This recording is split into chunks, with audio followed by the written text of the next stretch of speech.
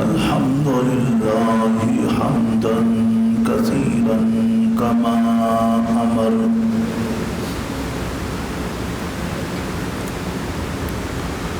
ونشهد أن لا إله إلا الله وحده لا شريك له في الخلق والأمر إرغاما لمن جحد به وكفر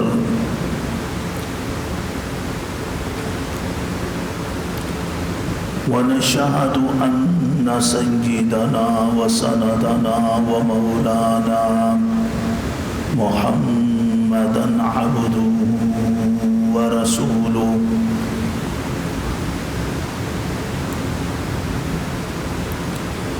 المبعوث إلى الأسود والأحمر لتتميم مكارم الأخلاق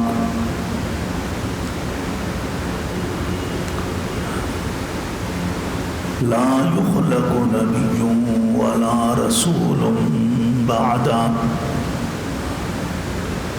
ولا أمة بعد أمته ولا كتاب بعد كتابه صلى الله عليه وعلى آله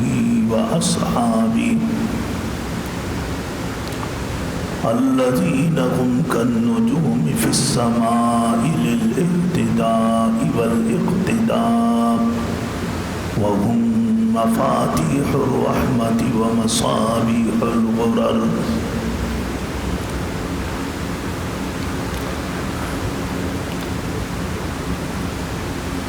أما بعد فأعوذ بالله من الشيطان الرجيم بسم الله الرحمن الرحيم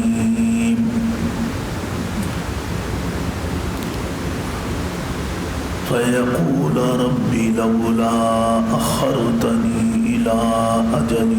قريب فأصدق وأكن من الصالحين ولن يؤخر الله نفسا إذا جاء أجلها والله خبير بما تعملون صدقت يا رب العالمين.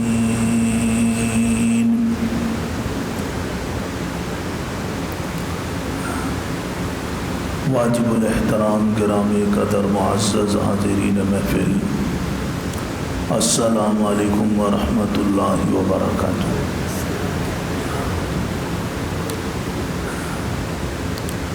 جمعے کی نماز سے پہلے تھوڑی دیر کے لیے دینی گفتگو کرنے کا جو معمول ہے، اسی معمول کے مطابق ہماری آج کی یہ گفتگو ہے، اور اس میں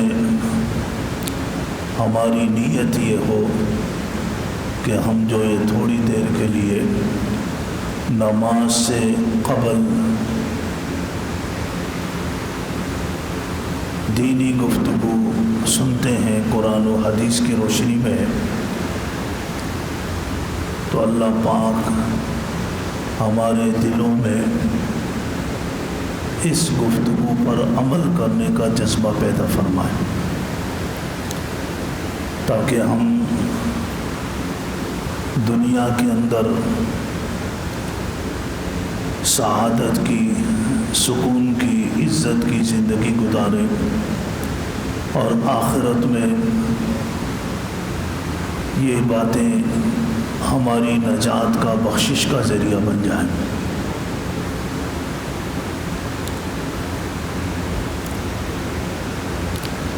کیونکہ آج باہر معاشرے میں، ماحول میں جو بے دینی کی آلودگی ہے، بلکہ اب اس کو ایک سیلاب کہا جا سکتا ہے کہ ایک طوفان ہے، سیلاب ہے۔ اس طوفان اور سیلاب میں ہمیں اچھے برے کی تمیز ختم ہوتی جا رہی ہے۔ اللہ پاک تبارک و تعالیٰ نے لوگوں کی ہدایت کے لیے انبیاء علیہ الصلاۃ والتسلیم کا سلسلہ قائم فرمایا کہ حضور اکرم صلی اللہ علیہ وسلم کی ذات مبارکہ پہ آ کر مکمل ہو گیا۔ تو باقی سابقہ انبیاء علیہ السلام کی تو بہت سی تعلیمات وقت کے ساتھ ساتھ ختم ہو گئی، اور کچھ میں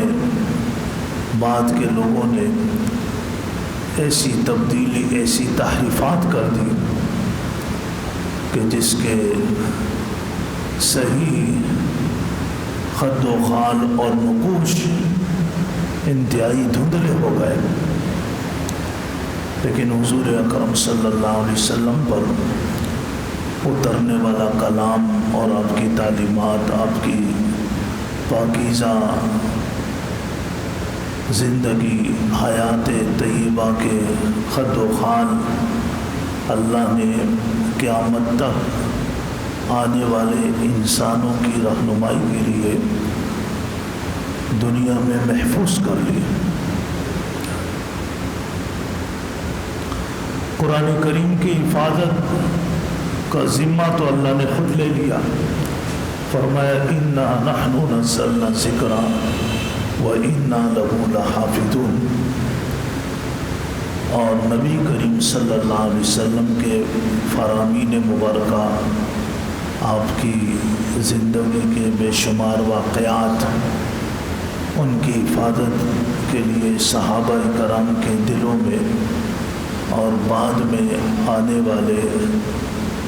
پاکیزہ انسان کے دلوں میں اللہ نے ایسا داعیہ پیدا کیا کہ انہوں نے بڑی محنت سے اور بڑی قربانیوں سے حضور اکرم صلی اللہ علیہ وسلم کے ایک ایک فرمان کو محفوظ کر لیا، آپ کی زندگی کے ایک ایک واقعے کو محفوظ کر لیا، جو آج ہمارے سامنے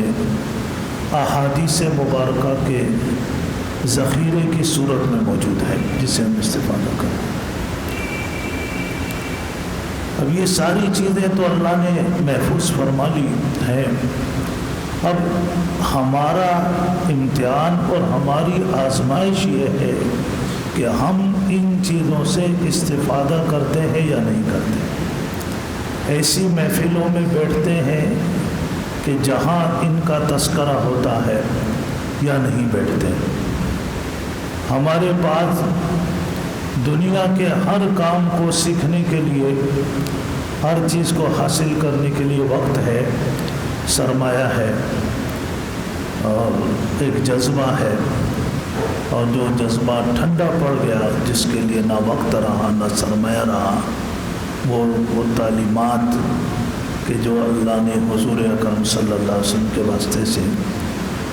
دنیا کے اندر لوگوں کی ہدایات کے لیے، لوگوں کی عزت کے لیے، اور صرف ہدایات ہی نہیں بلکہ وعدہ فرمایا کہ اگر تم ان ہدایات اور ان تعلیمات کو حاصل کرو گے، عمل کرو گے، تو میں تمہیں دنیا کے اندر بھی عزت عطا فرماؤں گا اور آخرت کے اندر بھی تمہیں عزت عطا فرماؤں گا۔ اللہ نے یہ وعدہ بھی فرمایا، اور یہ وعدہ اللہ نے قرآن کریم میں تو بنی اسرائیل سے واضح طور پہ فرمایا، وَأَوْفُوا بِعَهْدِي أُوفِ بِعَهْدِكُمْ، تم میرے ساتھ کیا ہوا وعدہ پورا کرو، میرے ساتھ کیا ہوا وعدہ پورا کرو کہ میری تعلیمات پر عمل کرو، میرے بھیجے ہوئے انبیاء کی عزت کرو، احترام کرو، ان کی باتوں پر عمل کرو، تو میں نے جو تم سے وعدہ کیا ہے دنیا میں بلندی کا، عزت کا، میں اپنا وعدہ تمہارے ساتھ پورا کر دوں گا۔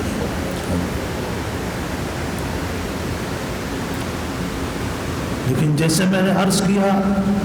کہ ان تعلیمات سے ہماری دوری یہی ہماری سب سے بڑی کمزوری ہے۔ اور ایک دور تھا صحابہ کرام کا کہ جنہوں نے اسلام کی نعمت پر اتنا فخر کیا اور اللہ کا اتنا شکر ادا کیا، جو آج ہم دنیا کی نعمتوں پر فخر کرتے ہیں، شکر کرتے ہیں۔ صحابہ کرام نے جو حقیقی نعمت تھی حضور اکرم صلی اللہ علیہ وسلم کے دامن رحمت کے ساتھ وابستہ ہونے کی، آپ کی برکت سے اسلام جیسی عظیم نعمت جس کو اللہ نے خود ارشاد فرمایا الیوم اکملت لکم دینکم واتممت علیکم نعمتی ورضیت لکم الاسلام دینا،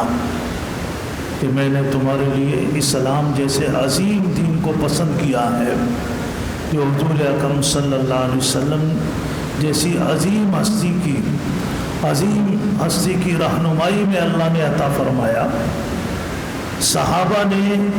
اس پر ایسے فخر کر کے دکھایا اور ایسا اللہ کا شکر ادا کر کے دکھایا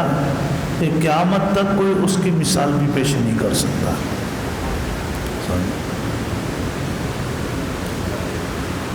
ایک صحابی ہیں،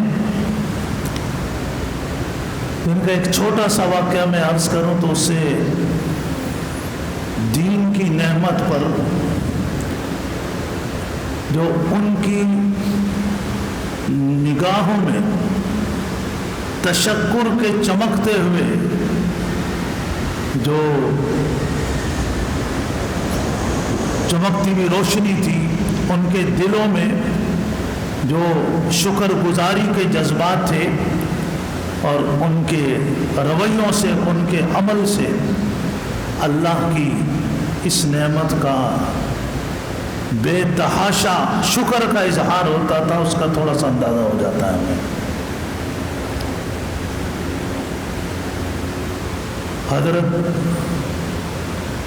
ابو درداء رضی اللہ تعالیٰ عنہ، ان کی ایک مرتبہ سیدنا بلال رضی اللہ تعالیٰ عنہ کے ساتھ تھوڑی سی تلخ کلامی ہو گئی، اور یہ انسان ہو جاتی ہے، لیکن اس کا ازالہ کیسے ہوا آپ دیکھیے۔ انہوں نے کیا جملہ کہا، حدیث میں آتا ہے کہ انہوں نے حضرت بلال رضی اللہ تعالیٰ عنہ سے کہا کہ او کالی کے بیٹے، ان کا رنگ کالا تھا، ان کی والدہ بھی کالی تھی، ابشا کے رہنے والے تھے۔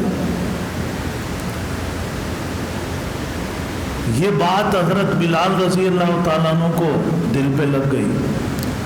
اور انہوں نے اس کی شکایت حضور اکرم صلی اللہ علیہ وسلم سے کی۔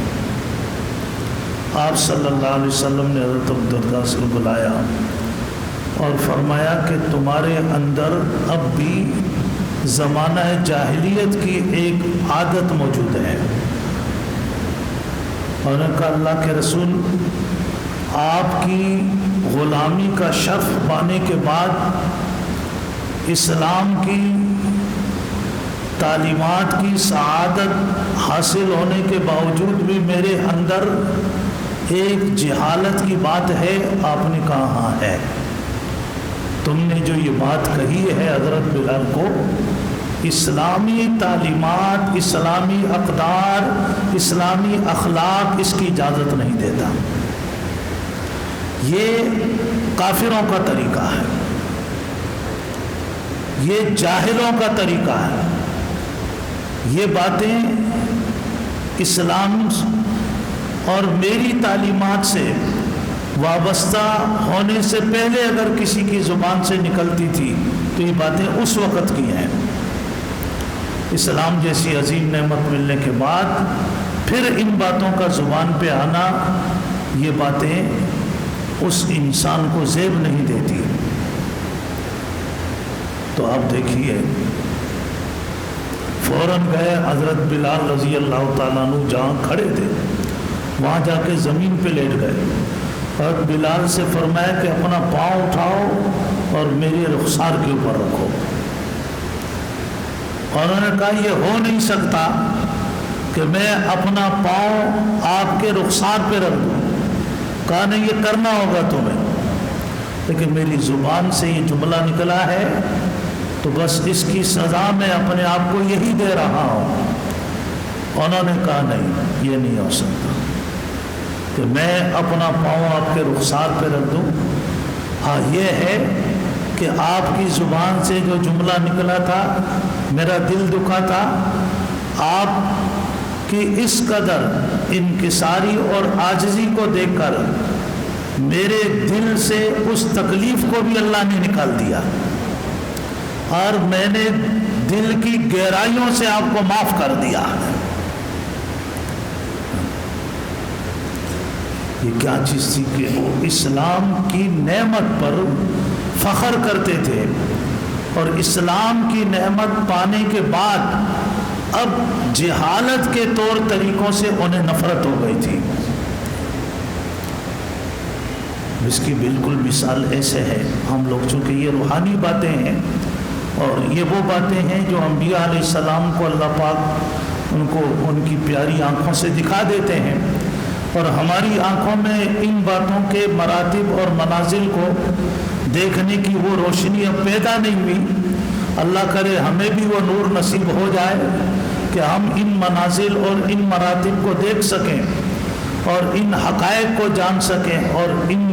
حقائق سے لطف اندوز ہو سکیں. تو میں آپ کے سامنے ایک حصی مثال پیش کر رہا ہوں, وہ سمجھنا آسان ہوگی کہ جیسے اگر ایک بندے کے سامنے آپ نے بکرے کا بھنا ہوا گوشت رکھ دیا, بریانی رکھ دی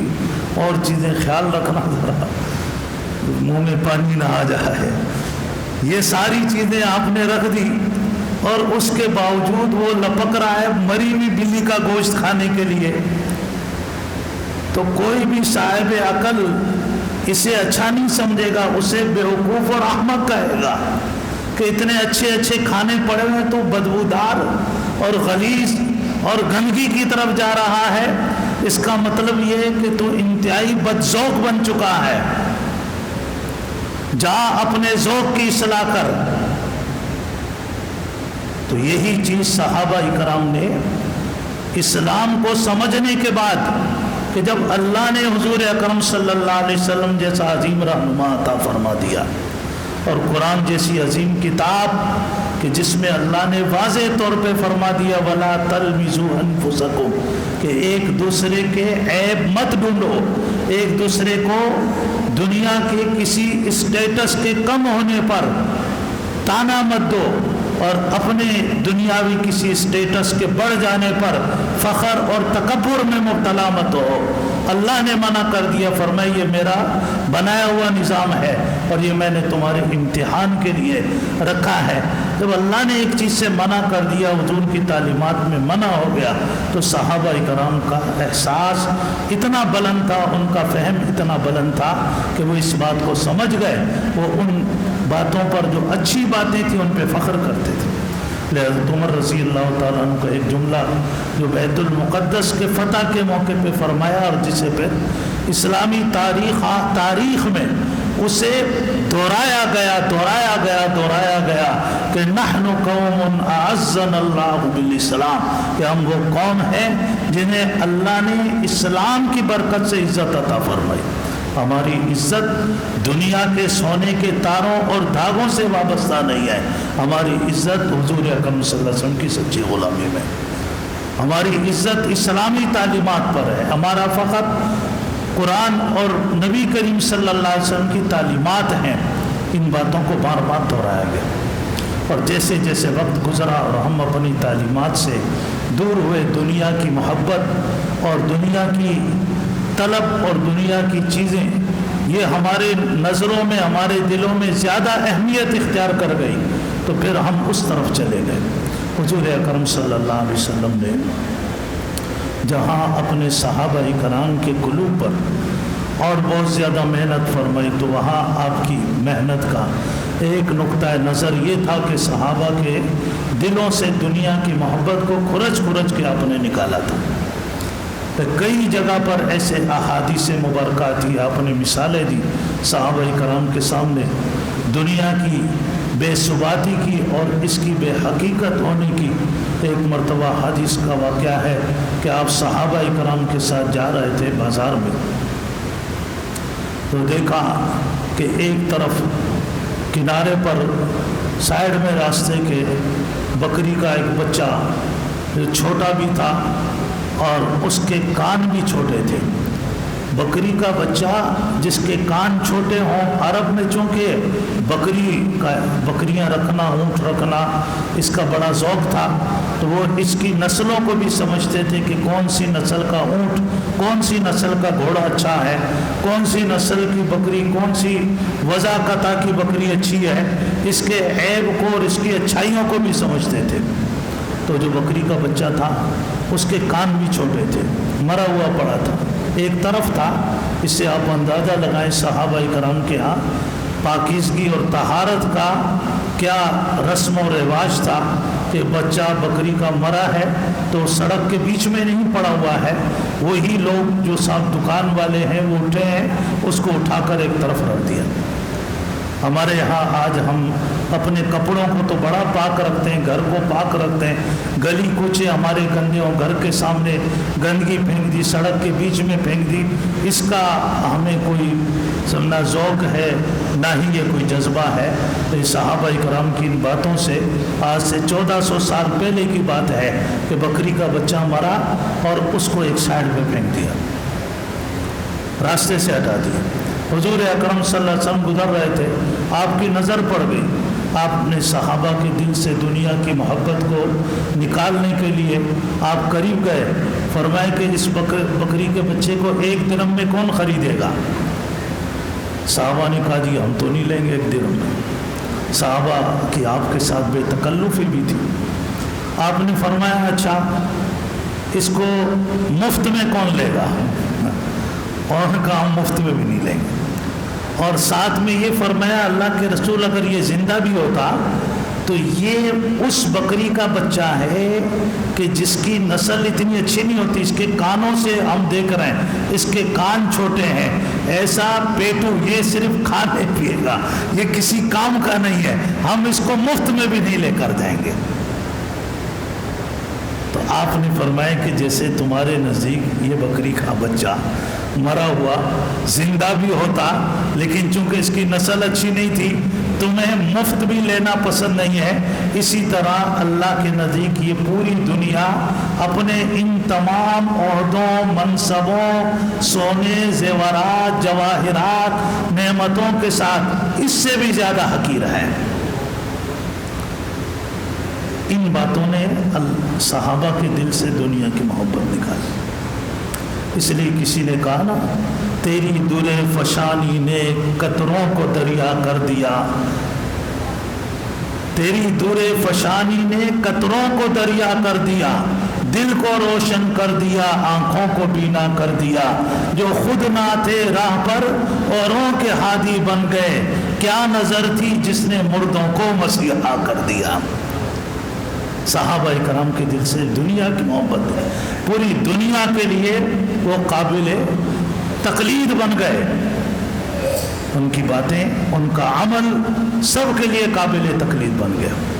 اور آج ہمارے دلوں میں دنیا کی محبت آئی ہے تو اس نے ہمیں کیا کیا؟ سب سے پہلے اللہ کی نظروں میں گرا دیا۔ جب اللہ کی نظروں میں سے انسان گر جاتا ہے تو پھر وہ کہیں کا نہیں رہتا، نہ پھر اس کی کہیں عزت ہوتی ہے، نہ کہیں اس کا کوئی مقام ہوتا ہے، بس پھر وہ اسی طرح چلتا ہے جیسے آج ہم مسلمان ہو کر بھی ہم کہتے ہیں جی ہم مسلمان ہو کر ہمارے ساتھ ایسے، اور میں نے کہتا یہ مسلمان ہو کر نہیں ہو رہا، یہ ہمیں اسلام سے دور ہونے کی سزا مل رہی ہے۔ ایک دوست نے تھوڑا وقت تو ٹائم ہو رہا ہے لیکن سناتا چلو، کلپ میرے پاس بھیجا، کوئی پرانا ہے، ہمارے پاکستان کے مشہور صحافی اور رائٹر گزرے اشفاق احمد صاحب، یہ اسلامی خاص طور پہ یہ اسلام اخبار کے ساتھ جو خواتین کا اسلام اور بچوں کا اسلام، اس میں بھی انہوں نے بہت کچھ لکھا. انہوں نے اپنا چشمدید واقعہ جو ان کی زندگی کے اندر گزرا وہ واقعہ انہوں نے سنایا، اور انہوں نے پھر اپنے حساب سے، چونکہ بہت بڑے رائٹر تھے، صحافی تھے، اور اس کو جو ہیڈنگ دی ہے، سرخی دی، وہ یہ دی کہ ہمیں اللہ پاک کبھی کبھی سزا کیوں دیتا ہے. اس پر انہوں نے لکھا کہ لاہور کے اندر ایک ڈاکٹر تھے جانوروں کے، صرف عام ڈاکٹر نہیں تھے، پروفیسر تھے. انہوں نے سنایا، انہوں نے کہا کہ میرے پاس یہاں امریکی ایک سفیر خاتون تھی، ان کا فون آیا اور اس نے کہا کہ پروفیسر صاحب میرا کتا بیمار ہے، میں اس کو آپ کو دکھانا چاہتی ہوں. انہوں نے کہا جی لے آئے. کہتے وہ سفیر خاتون اپنا کتا لے آئی. تو میں نے دیکھا، تو میں نے پوچھا اس سے کہ اس کتے کو بیماری کیا ہے. اس نے کہا جی بیماری یہ ہے کہ میں اس سے بڑی محبت کرتی ہوں اور یہ مجھ سے نفرت کرنے لگ گیا ہے. میں اس کو جب آواز دیتی ہوں تو میرے پاس آنے کے بجائے بھاگنا شروع کر دیتا. کہتے میں اس کی بات سمجھ گیا اور میں نے کہا کہ اب اس کے علاج کے لیے آپ کو ایک رات میرے پاس چھوڑنا ہوگا. میں اس کا پورا معائنہ کروں گا، پھر اس کا علاج بتاؤں گا. کہا دل نہ چاہتے ہوئے بھی، اس کو اپنے کتے سے اتنی محبت تھی، دل نہ چاہتے ہوئے بھی چھوڑ کے چلی گئی. اور کہ میں نے یہ علاج کیا کہ جو میرا بھینسوں کا اور گایوں کا جو باڑا تھا، اس کا جو رکھوالا تھا، اس کو میں نے بلایا. میں نے کہا اس کتے کو لے جاؤ اور اس کو بھینسوں اور گایوں کے بیچ کے اندر باندھو اور اس کی چھترول کرو. اس کی تھوڑی دیر بعد اس کی پٹائی لگاؤ، اور جب یہ پٹائی کھا کھا کے تھکے، اس کو سوائے پانی کے کچھ نہیں دینا ہے، پانی دینا. کئی باتیں میں نے اس کو کتے کے سامنے لکھی. باہر کہیں وہ آیا اور کتے کو لے گیا. جو ہدایت دی تھی، کہا وہ سخت مزاج تھا، اس نے اس سے بھی زیادہ سختی کی کتے کے ساتھ. کہا صبح میں گیا اور میں نے اس کتے کے سامنے اس کو ڈانٹا اور کتے کو اسے چھڑایا، کھول کے اپنے آفس کے اندر لایا اور میڈم کو فون کیا.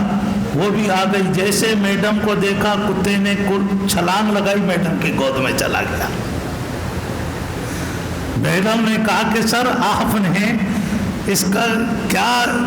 تشخیص کی بیماری کیا تھی اور علاج کیا کیا؟ کہا تشخیص یہ ہوئی کہ یہ آپ کے گھر میں اللہ کی دی ہوئی بے شمار نعمتیں آپ کے ہاتھ سے کھا کھا کر اس کی عقل معلوف ہو گئی. یہ آپ کو نوکر سمجھنے لگا، اپنے آپ کو مالک سمجھنے لگا. آج جب اس کو چھتر لگی، اس کا دماغ ٹھکانے آ گیا، اور میرے لیے بھی اس کے آنکھوں میں تشکر کی چمک دیکھ رہے ہیں. وہ اس لیے ہے کہ میں نے اس کو جا کر چھترول سے چھڑایا تھا،